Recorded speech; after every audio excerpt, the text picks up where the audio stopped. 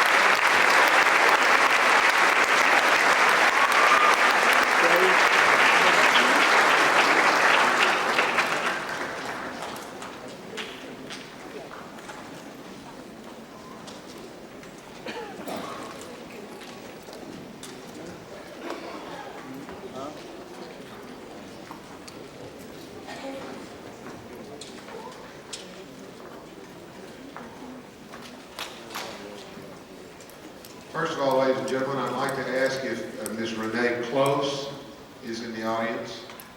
Renee is the very distinguished choir director at Nederland High School, and we owe her a distinct gratitude because we called upon her with absolutely no notice and said, would you take 50 band kids and in 5 minutes into your choir room and teach them this 6-part harmony to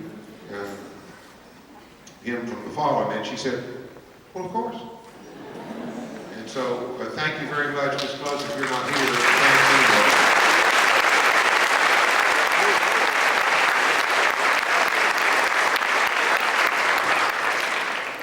you. This little break is going to be just a little longer than some of them have been, and you'll see why in just a moment. First, let me introduce to you the organizers for High School Band 1, the Director of Bands and Assistant Director from Port Neches Groves High School, Mr. Michael Westbrook and Raymond Ramos.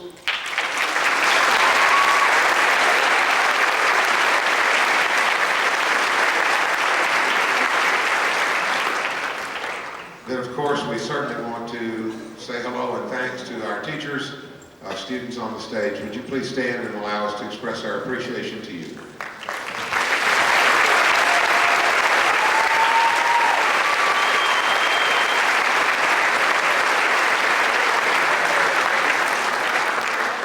And certainly, parents and families, band directors say thanks to you for your undying support. Please stand and let us recognize you.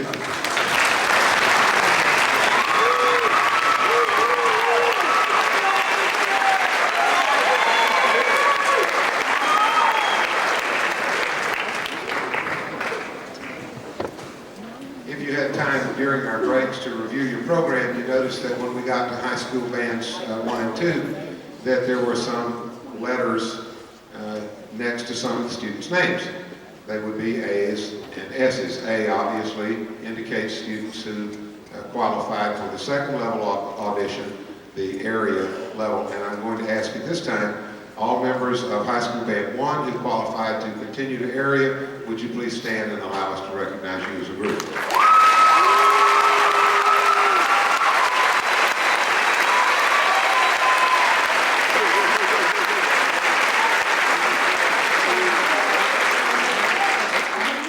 See in the program that some kids don't have A's, they have S's, but actually they stood then anyway because they had to go to that tryout. Now there are going to be 5 or 6 young people whom I'm going to introduce to you that have an A by their name, but it's really an S, and that's not our fault. We didn't make a typo in the program.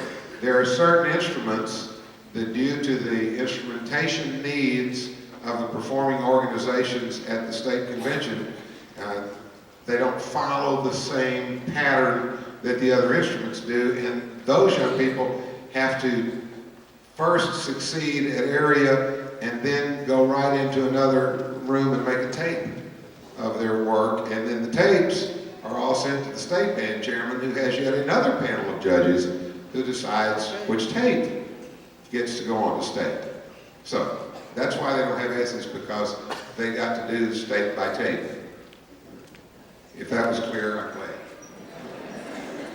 And we're going to take a moment here because these young people, you know, every child that was on the stage tonight is special. There's no question about that. And yet these students among that group have distinguished themselves. So if you would hold your applause till the end, please, and I'd ask you to stand and remain standing. Member of the Texas All-State Band from Vidor High School on piccolo, Miss Amber Packard. Member of the Texas All-State Band from Nederland High School on flute, Mr. Andrew Seaside. Member of the Texas All-State Band on B-flat clarinet from Westbrook High School, Miss Latrell White. Member of the Texas All-State Band from Livingston High School on alto clarinet, Rachel Smith. Member of the Texas All-State Band from Westbrook Senior High School on oboe, Rishi Makia. Member of the Texas All-State Band from Vidor High School on tenor saxophone, Mr. Ryan Allen. Member of the Texas All-State Band from Vidor High School on baritone saxophone, Mr. Matt Martinez from Vidor High School. From Dayton High School on trumpet, Miss Amber Martell. From Nederland High School on trumpet, Mr. Jared Henderson. From Coombs High School on trumpet, Mr. Dylan Thomas. From Vider High School on tenor trombone, Mr. Kyle Parfait. From Cleveland High School on tenor trombone, Eduardo Gomez. From Vider High School on baritone, Joe Byerly. From Nederland High School on baritone, Don Duplan. From Cleveland High School on tuba, Miss Lainey Gilly. Ladies and gentlemen, members of the Texas Association.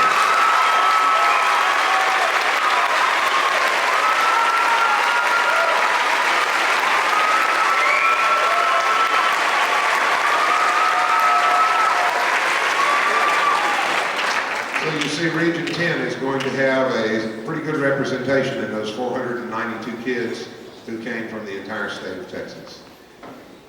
In order to close his program this evening, Colonel Gabriel has selected new music by contemporary composer Robert Smith, 2 movements from a 4-movement piece entitled The Divine Comedy, which is based upon the work of Dante Alighieri and his literary classic of the same name, The Divine Comedy.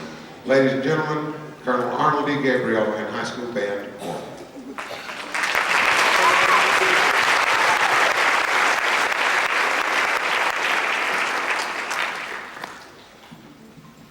Just a word of explanation about these 2 movements. The Inferno, as the name implies, is very bombastic. As a matter of fact, after the oboe plays its initial solo, the marking in the score is bombastic. And so all the way through this is very, very characteristic of what it might be if we went to the Inferno. As a matter of fact, in one spot you'll hear them chained and plodding downward and moaning. But we're going to be kind to you because we're going to ascend to heaven with the ascension that follows. And the 2 movements are played one following another without a break. The Inferno and the Ascension. Thank you.